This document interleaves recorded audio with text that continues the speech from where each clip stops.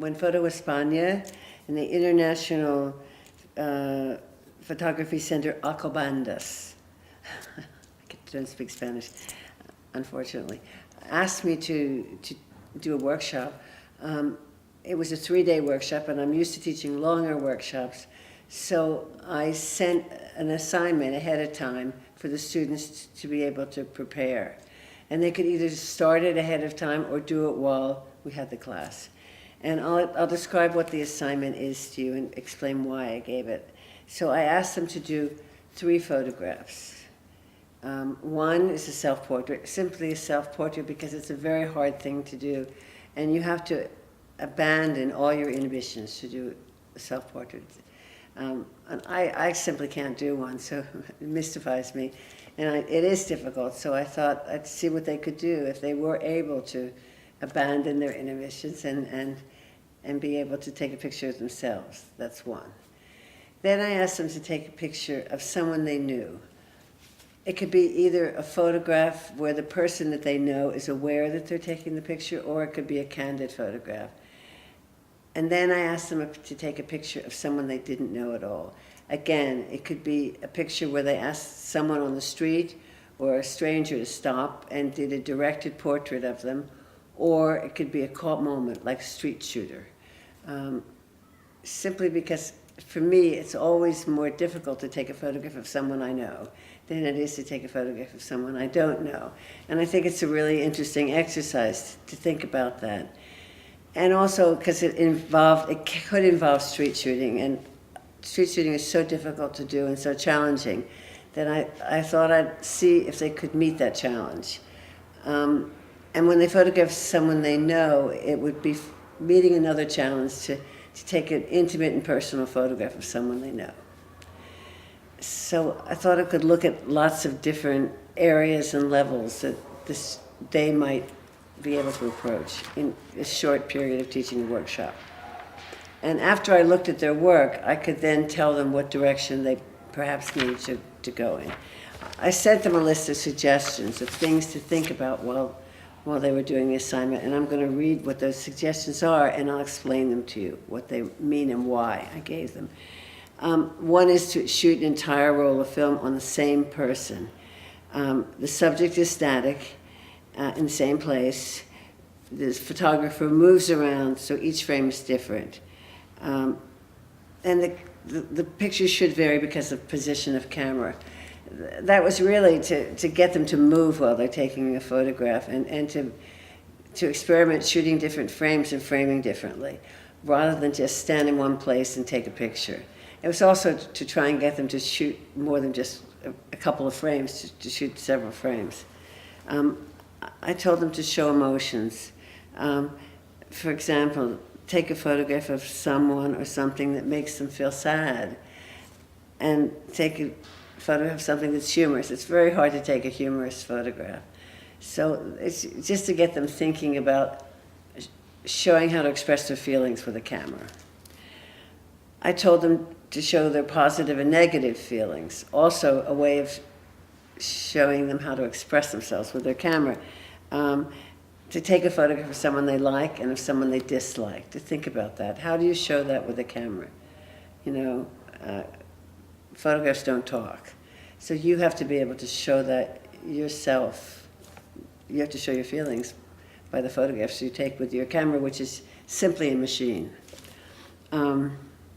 I told them to photograph someone who's close to them. And that was the purpose of asking them to photograph someone they knew.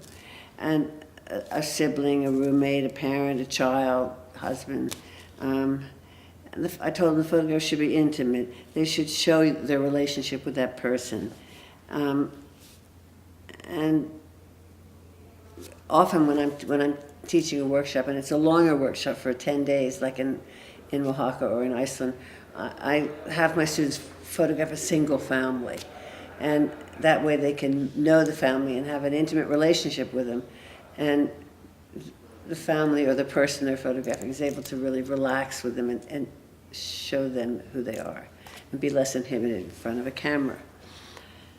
I told them access is essential in certain documentary reportage. And they possibly could choose a situation where they have total access. And I told them to take an atmospheric photograph. By atmospheric, I mean a photograph that uses space, depth, environment, and light to create a sense of emotion and content in the image. An example of that would be one of the students today. I looked at her photographs, and she has a really good relationship with people. People obviously like her, and she likes them, and they relax in front of her camera. But her photographs didn't have a context. They were all shot with a fairly long lens, and it was impossible to see where they were. They all had an out-of-focus background. So I told her to try shooting maybe with a little wider lens, like a 35mm lens, rather than the 85mm lens she was shooting with, and to show me space and depth and atmosphere in her pictures to give them a sense of place, the subject a sense of place. I told them to make a photograph that works because of its subtlety. The image should work not because of what is shown, but what is implied. I mean, photography is such a strange thing because it has to be subtle and very obvious at the same time.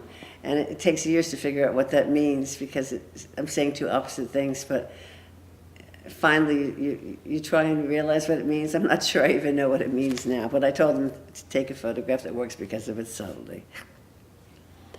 And I talked about portraits and the gaze, how people look at the camera. That's really important.